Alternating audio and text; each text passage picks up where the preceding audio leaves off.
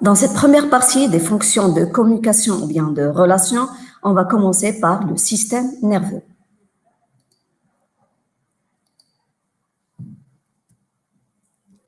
Donc, on sait que notre organisme, il reçoit en permanence les différents signaux de l'environnement et il les interprète et les transforme en sensations, ainsi lui permettant d'éviter les dangers et bien sûr de réagir d'une façon la plus adéquate grâce à l'intervention bien sûr de notre système nerveux.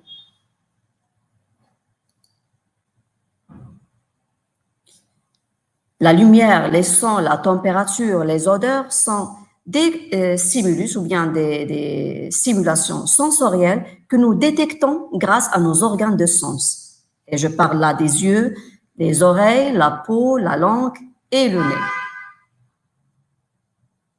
Donc, ces organes de sens transforment les informations captées de notre environnement en messages nerveux qui sont transmis par la suite au centre nerveux, par exemple le cerveau. Et le cerveau, par exemple, il va réagir en élaborant d'autres messages nerveux qui contrôlent généralement les comportements et les mouvements. Donc, comment notre système nerveux assure ses fonctions de communication ou bien de relation?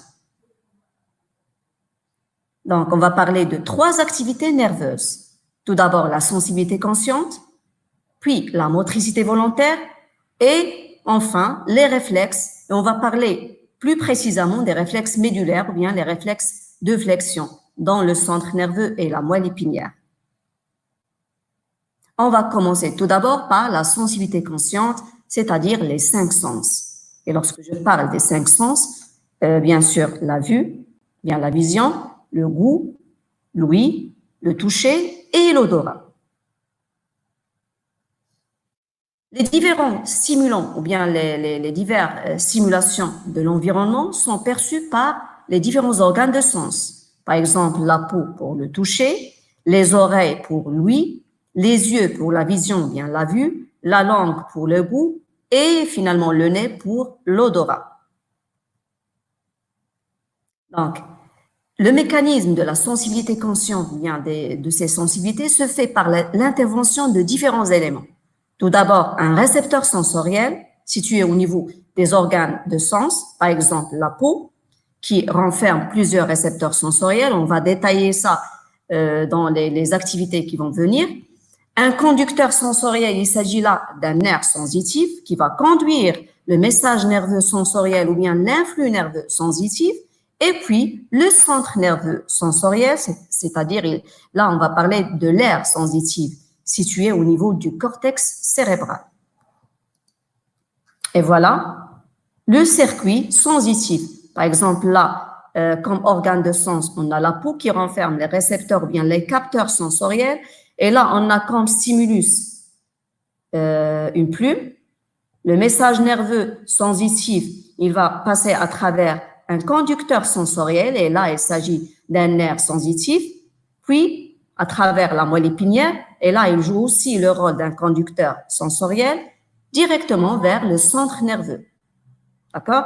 Et là, puisque j'ai comme organe de sens la peau, je vais parler d'un centre nerveux qui est l'aire de la sensibilité générale.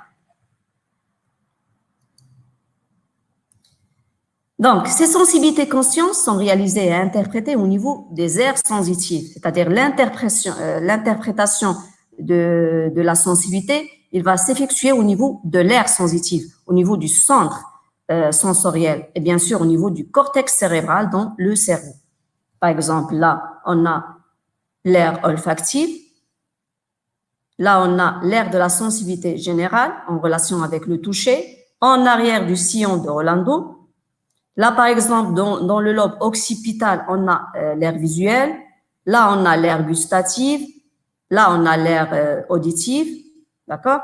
Et tous ces aires sensitives sont répartis dans le cortex cérébral, à l'extrémité, bien sûr, du cerveau. On va passer maintenant à la motricité volontaire, c'est-à-dire les mouvements volontaires. Donc, ces mouvements sont ceux qui nécessitent, bien sûr, l'intervention de notre volonté. Ils sont commandés par le cortex cérébral, c'est-à-dire là où se produit l'influx nerveux moteur, au niveau, bien sûr, de l'aire motrice. Et l'exécution d'une activité motrice nécessite l'intervention, bien sûr, de différents éléments. Par exemple, on va commencer par le centre nerveux. Là, comme vous pouvez le voir ici, le centre nerveux, bien sûr, dans le cortex cérébral. Et là, je parle de l'aire motrice. Puis, le message nerveux, il va passer à travers la moelle épinière. Voilà, c'est un message nerveux qui est centrifuge efférent. Puis, le nerf moteur directement vers les muscles. Et les muscles, ce sont les effecteurs moteurs, c'est-à-dire qu'ils vont effectuer le mouvement. Voilà l'emplacement de l'aire motrice en avant du sillon de Rolando dans la partie frontale, bien le lobe frontal. Je vais prendre un exemple. Par exemple, je vois un verre de thé et je vais bien sûr prendre ce verre et boire du thé. Donc, quelles sont les activités nerveuses mises en jeu? Bien sûr, on a le stimulus, c'est la lumière. Et l'influx nerveux visuel, il va passer depuis la rétine à travers le nerf sensitif directement vers le lobe occipital, c'est-à-dire au niveau de l'aire visuelle. Qu'est-ce que je vais faire par la suite? Je vais prendre ce verre de thé et là, un autre message nerveux qui va être élaboré au niveau du centre moteur, c'est-à-dire l'aire motrice, et le message nerveux, ou bien l'influx nerveux centrifuge qui va passer au niveau ou bien à travers cette aire motrice, puis la moelle épinière, le nerf moteur vers les muscles. Et là, je vais tenir le verre de thé. En dernier lieu, on va parler des réflexes médulaires, ou bien les réflexes de flexion, c'est-à-dire dans le centre nerveux et la moelle épinière. Donc, ces réflexes médulaires, il s'agit d'une activité motrice involontaire, bien sûr, en réponse à une stimulation, à une forte stimulation. Et plusieurs organes interviennent dans un réflexe de flexion.